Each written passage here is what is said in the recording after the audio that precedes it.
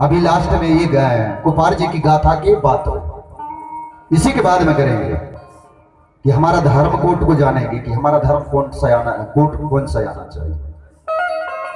तो किसी ने बता दिया था हमारे लोगों का कि धर्म कोट को गौड़ों का आदिवासियों का धर्म कोट 7 नंबर है। कितना? 7 नंबर। लेकिन अब यहाँ देखो फिर से कि कैसा क्या हुआ है, तो इसमें फिर मांग हुई है। अब इस मांग के आधार पर कौन सा नंबर मिल रहा है, मिला है तो देखो 7 नंबर मिला है, जबकि हमारी पहली श्रेणी है तो 1 नंबर आना चाहिए कि नहीं आना चाहिए?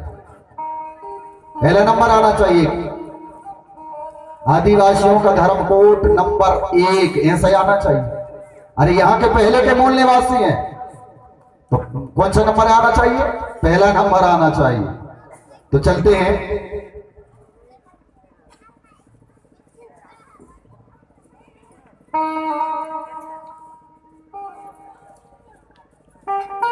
पहनावा ओढ़ावा ये हमारा कहां से शुरू हुआ है? आज जो हम नई नई नकल फैशन पर पहुंच गए हैं वो कब की है, इस पर भी देखेंगे। वो भी उसी में आती, संविधान के आधार पर जाती है ना। तो बीच में जैसा भी मैं आपको बताते जाऊंगा, समझते जाऊंगा। बोलिए धर्मगुरु गोपाल लिंगों की।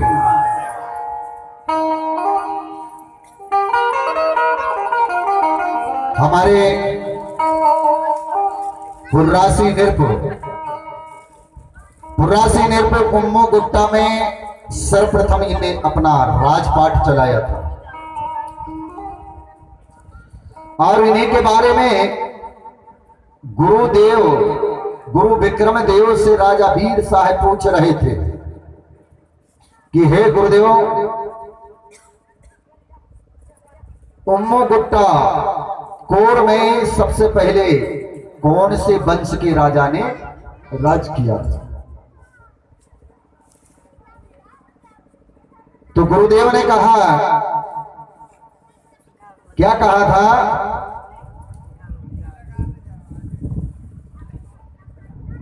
कि धन्य धन्य है राजन, धन्य है राजन हृदय तुम्हारा और सगजन हेतु वचन उचारा। सगजन के हेतु आपने उचारा कि वहां के राजपाट करने वाले कौन थे? कि जो राजा के हेतु और समाज के हित आपने जो वचन उचारा है तो मैं अवश्य बताऊंगा। तो कहा कि उम्मो गोट्टाकोर में पुरवा वंश अन्य पुर्रासी नृप, पुरार जैसे कहते हैं ना, पुरवा वंश पुरार वंश पुरार के पुर्रासी राजा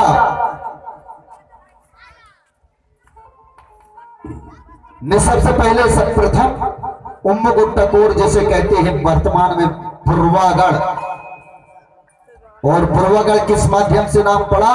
पुर्रासी राजा यानी पुर्रार वंश के राजा ने राज किया था, इसलिए उसका नाम पुरवागढ़ रखा गया।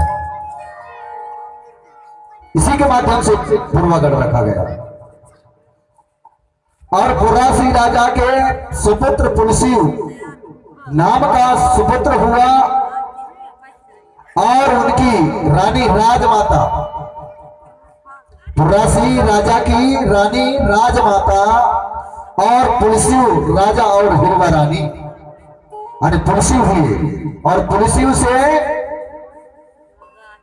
ने फिर हिरवा माता से विवाह किया। इनका अभी जी राजा रानी बन जाती। अब ये गढ़ कैसा था भैया?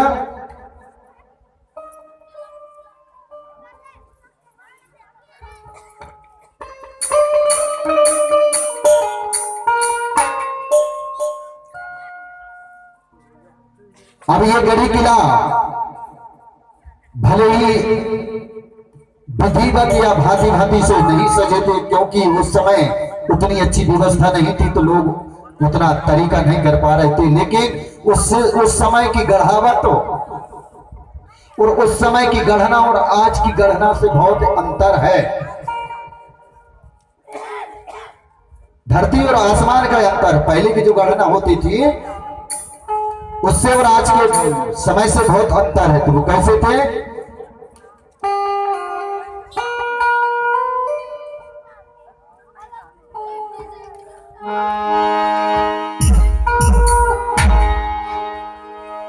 पुरवा बड़े सुहाना था,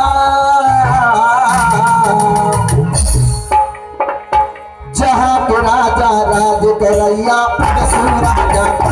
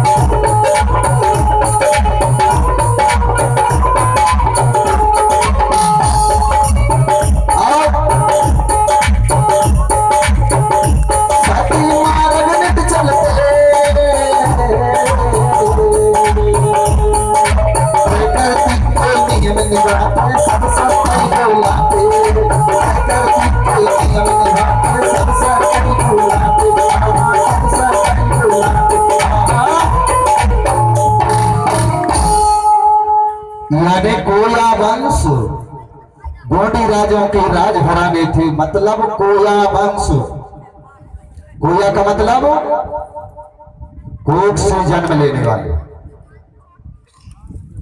लोगों ने भले बता दिया किसी का कान से होता है जन्म, किसी का मुंह से जन्म होता है, किसी के पेट से जन्म होता है, किसी के छाती से जन्म होता है, कि ये जन्म लेने की जगह है नहीं। कोया वंश का मतलब होता है कोख से जन्म लेने वाला।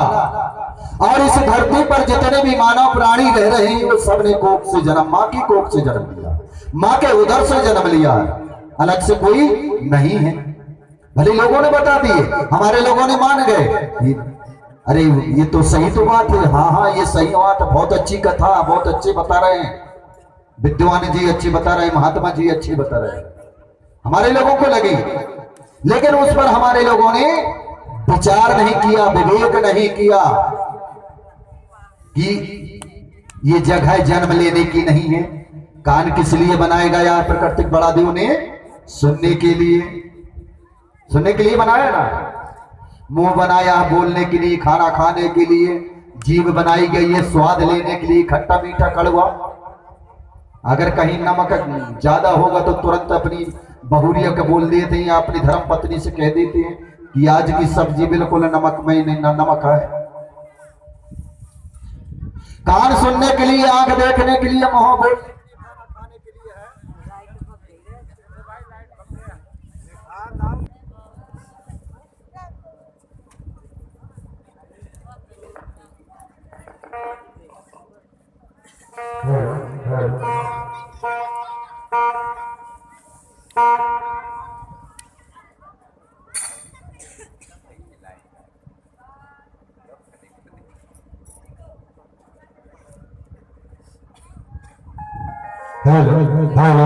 बोलो शक्ति बात पर बिल्कुल नहीं जाएंगे, ये हमारी कोई जन्म लेने की जगह नहीं। प्रसंग पर बताएंगे। अभी चलते हैं अपन कुपार जी की ओर। और उस समय राजा रानी सुखपूर्वा को राजपाट चलाते थे, लेकिन संतान नहीं थी, संतानहीन थे, धनहीन नहीं थे, जनहीन नहीं थे, लेकिन हीन थे तो एक संतान से हीन थे।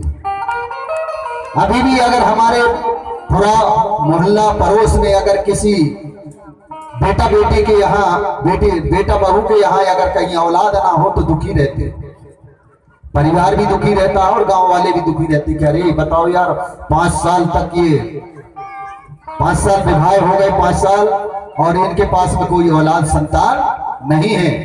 तो इसी तरह से नगर के सभी नगरवासी दुखित रहते थे कि राजा के यहाँ कोई ना कोई एकाध संतान हो जाती तो ये राजवंश यानी पुरार वंश चल जाता, ये वंश नहीं टूटता। राजा लेकिन इतने दुखित नहीं थे और दुखित होने के बाद, संतान ना होने के बाद भी प्रकृति की पूजा नहीं छोड़ा उन्होंने। प्रकृति की पूजा करना नहीं छोड़ा, अपने नियम और संयम को नहीं छोड़ा, अपने धर्म को नहीं छोड़ा, अपने धर्म के आधार, अपने सत्य के आधार पर चलते रहे और बड़ा देव के गुणगान करते रहे।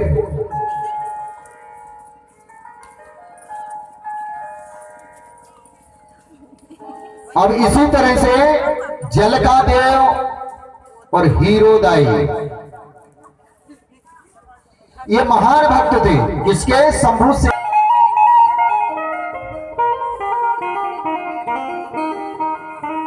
पुत्र ने जन्म लिया और उस पुत्र ने जन्म लिया तो उस गांव में खुशहाली छा गई, उस नगर में खुशहाली छा गई। और जलका देव और हीरोदाई भी खुश हो गए कि चलो हमारे बुढ़ापे के समय एक पुत्र ने जन्म लिया। और उसका जो कपार था इतना चमकता था, इतना चमकता था जैसे कि सूरज चमकता हो या अंधेरी रात में तारे चमकते हो। इस तरह से उसका जो कपार था वो चमकता था। शंभू शेख को याद आई, ध्यान किया उसने कि इस बालक का लालन पालन करने वाले, लालन पालन एक जलका देव और हीरोदाई नहीं कर पाएगी क्योंकि ये गरीबी अवस्था पर है और ये ज्ञानवान बालक होनहार है, बुद्धिवान है, गुणवान है, इसलिए इसके लिए कुछ ना कुछ उपाय किया जाएगा। सोचा मन में शंभू शेख ने कि इस बालक को ले जाकर के दान में मांग करके और ले जाकर के तुलसी राजा की बगिया में छोड़ दिया जाए।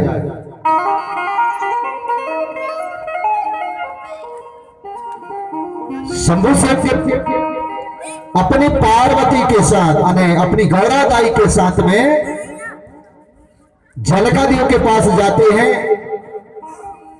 और जलका देव देखते ही कहते हैं कि अरे दूर से ही देख लिए तो दौड़ पड़े। कौन? जलका देव दौड़ पड़े,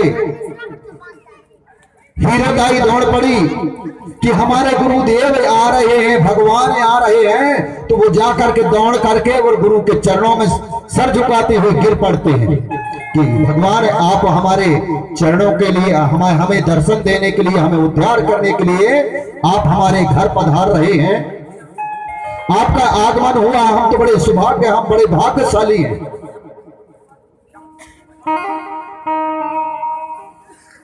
इसी तरह से जलका देव अपने गुरु से वचन करते हैं और शंभू शेख ने कहा कि धन्य धन्य है मेरे शिष्य, आपको मैं आशीर्वाद देता हूं कि आप सदा सुखी रहें और बड़ा देव आप पर छत्र छाया बनाए रखेगा। तो उनको उठा करके अपने गले से लगा लेते हैं शंभू शेख और फिर उनके घर द्वार पर चले जाते हैं। वहां जाते हैं तो गुरु का सम्मान किया, आदर किया, भरपूर तिलक बंधन किया और कहते हैं कि गुरुदेव आपकी और कौन सी सेवा करूं, आपकी जो आज्ञा हो तो मैं वह करने के लिए तैयार हूं। तो शंभू शेख ने कहा कि जलका देव आपसे मैं कुछ नहीं करवाने चाहता, सिर्फ मेरी एक इच्छा है आपसे कहने की और उस इच्छा को, उस मांग को आपको पूरी करना पड़ेगा। कहे गुरुदेव आप जो कहे तो मैं करने के लिए तैयार हूं, क्योंकि गुरु और शिष्य दोनों एक बराबर होते हैं। अगर गुरु ने मांगा शिष्य से तो शिष्य को तो देना, चाहे भले ज्यादा ना दे तो थोड़ा तो जरूर देगा। तो कहा ठीक है, कहे महाराज कुछ भोजन पानी ले लो, इसके बाद में सब कुछ होगा। नहीं नहीं बोले, हम सब कुछ करके आए हैं, हमको पानी भर पिला दो, क्योंकि उन्होंने देखा कि ये गरीबी अवस्था में है, करेंगे तो सेवा सत्कार गुरु की, लेकिन उतना हम परेशान नहीं करेंगे। बोले गुरुदेव, बोले महाराज कहे हमको दान में आपका पुत्र चाहिए। बोले दान में अपने पुत्र को दे दीजिए और अपने धर्म को बचा लीजिए, बजाय टाली धर्म को बचा लीजिए। तो आपसे भी मेरी कहना है कि आप अपने धर्म को और संस्कृति को बचा लो, बचा लो, अपनी धर्म और संस्कृति को बचा लो। वचन वृद्ध हो जाएंगे, वचन से अधूरा हो जाएंगे, इसलिए हम गुरु के वचन को अधूरा नहीं करेंगे, उनको पूरा करेंगे। ऐसा हीरोदाई भी मन में विचार करके बैठ जाते हैं और कहते हैं गुरुदेव ये आपका पुत्र है, ये आपका पुत्र है, तो आप ही संभालिए इसको, हम इनको आपको दान दे देते हैं। दान में दे दिए। अब शंभू शेख और गौरादाई लेकर के वहां से चल पड़ते हैं और अपने आश्रम जाकर के एक डोला सजाते हैं। क्या करते हैं? डोला, पहले डोला चलते थे ना, डोला में जब हम विवाह करते थे तो हमारे राजा महाराजों को भी घुमाया करते थे, तो डोला में बिठा करके घुमाया करते थे। और वही डोला को जो विमान टाइप होता है, उसी डोला को लोगों ने विमान के नाम से हमारे लोगों को पूजा पाठ में लगा दिया कुछ दिन पहले।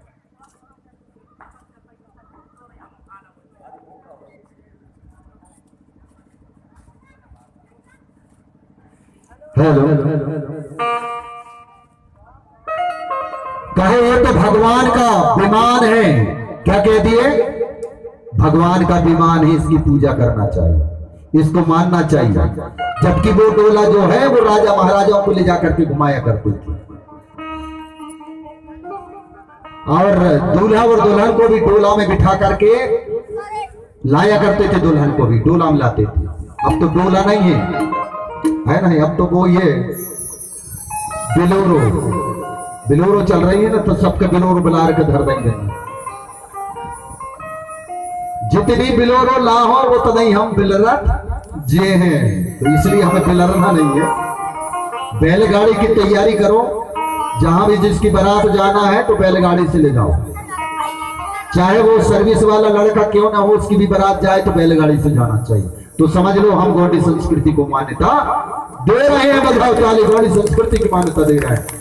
लगा पता कि अभी तो कई मन में मेहगारी दे रहे हो, गुरु जी तो बैलगाड़ी बता रहे हैं, क्योंकि हमारे लड़का बच्चे पढ़ रहे हैं, लिख रहे हैं, और पढ़ने वाले लड़का बच्चा भी कहते होंगे कि गुरुजी कछु बताएं, हम तो फटे पेंट में शादी कर। पर ऐसा बिल्कुल नहीं चलेगा। अब वो डोला सजाते हैं और उस डोला में कुपार जी को बिठाल करके गौरादाई और शंभू से कहां छोड़ते हैं? ले जाकर के पेंडुर गंगा, क्योंकि उन्हें संदेश कौन क्या कर रहा है। इधर रानी और अपनी सखियों के साथ, अपनी सेविकाओं के साथ राजा से आज्ञा मांगते हैं कि महाराज आज मेरी पेंडुर गंगा नहाने की इच्छा हो रही है। तो राजा ने कहा कि ठीक है, जब आपकी इच्छा पेंडुर गंगा नहाने की हो रही है तो आप चले जाइए। तो अपनी सेविकाओं के साथ हिरवा रानी पेंडुर गंगा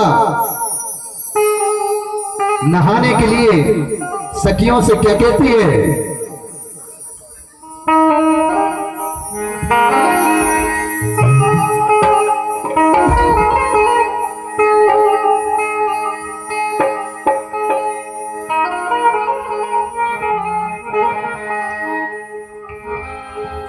सखियों से रानी बचन उचारी,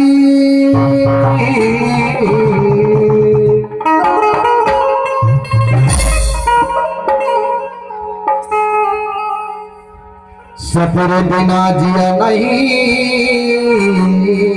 मनमानी।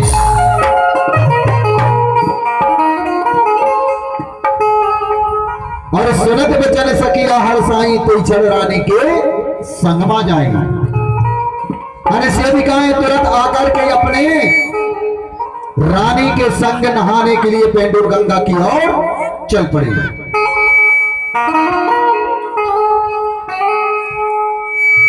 जल के अंदर जाहिर व करण लगी स्नान,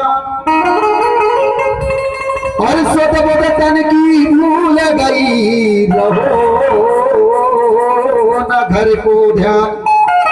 यानी नहाने में सब सुध को भूल जाती है, अपनी घर राजमहल की सब भूल जाती है।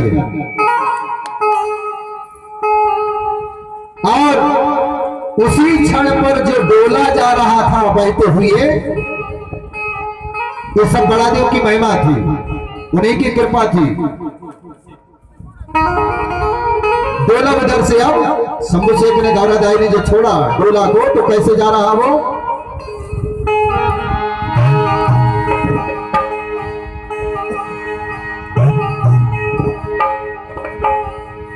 अरे डोला यावत रानी पाई पाई पाई, अरे डोला यावत रानी पाई पाई पाई, उसी समय डोला देंगे जाए, उसी समय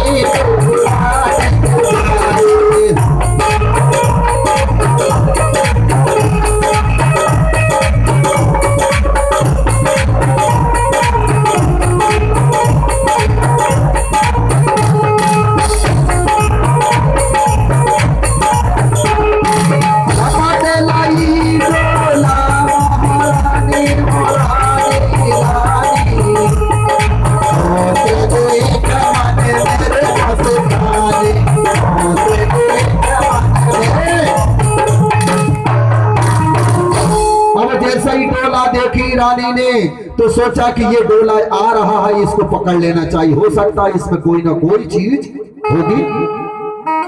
रानी जैसे ही डोला के पास जाती है वैसे ही डोला उनके किनारे आ जाता है। अब रानी समझ जाती है इसमें कुछ ना कुछ तो है, इस कारण मेरी ओर ये डोला आ गया। अब जैसे उस डोला को खोल के देखती हैं तो उसमें नन्हा सा बालक किलकारी मारते हुए मुस्कुराते हुए देख रहा था। किलकारी मारने लगा, जैसे ही दोबारा दाई ने जैसे ही उस डोला को खोला तो उस बालक ने किलकारी मार दिया, हंसने लगा, मुस्कुराने लगा, हाथ माउथ चलाने लगा। तो रानी उसी समय अपने बड़ादेव की गुणगान गाने लगी कि हे बड़ादेव, आज मेरे तूने भाग खोल दिया, मैं बिन बालक की हीन थी, पुत्रहीन थी, जो आज तुमने मेरी कोख को सूनी नहीं होने दिया। ये तो सब भाग्य की बात है, जो जल में बहता हुआ बालक मुझे मिल गया। तुरंत सेविकाओं को बुलाती है कि सेविकाएं आओ, दौड़ो, इस डोला को उठाओ और बाहर ले चलो। रानी की आज्ञा पाते हुई सभी सेविकाएं उस डोला को लेकर के बाहर चली जाती हैं और उस डोला से निकाल करके बालक को अपने गोद में ले लेती है रानी, और उसे बड़े लाड़ प्यार से चाटने लगती है, चूमने लगती है। तो हमारा भाग्य ये है जो हमें बालक मिल गया। और वहां से रानी और सभी सेविकाएं साथ में राजमहल में चली जाती हैं, राजमहल में चली जाती हैं और राजा को समाचार सुनाते हैं। तो राजा बड़े खुश हो जाते हैं कि चलो आज हमारे भाग जाग गए, जो हमारे वंश में, हमारे महल में एक राजपाट चलाने वाला सुपुत्र आ गया। यह सब शंभू शेख की कृपा है और बड़ा देव बूढ़ा देव की कृपा है। ऐसा करके राजा बड़े खुश हो गए और नगर में शोर फैला दिए, क्षेत्रों में शोर फैला दिए। जैसे कि सचोली धनगांव में पुनेम हुआ तो हमारे क्षेत्र वालों को सबको पता हो गया, कि पता दे दिए कि भैया हमारे गांव में बहुत बड़ा यज्ञ हो रहा है।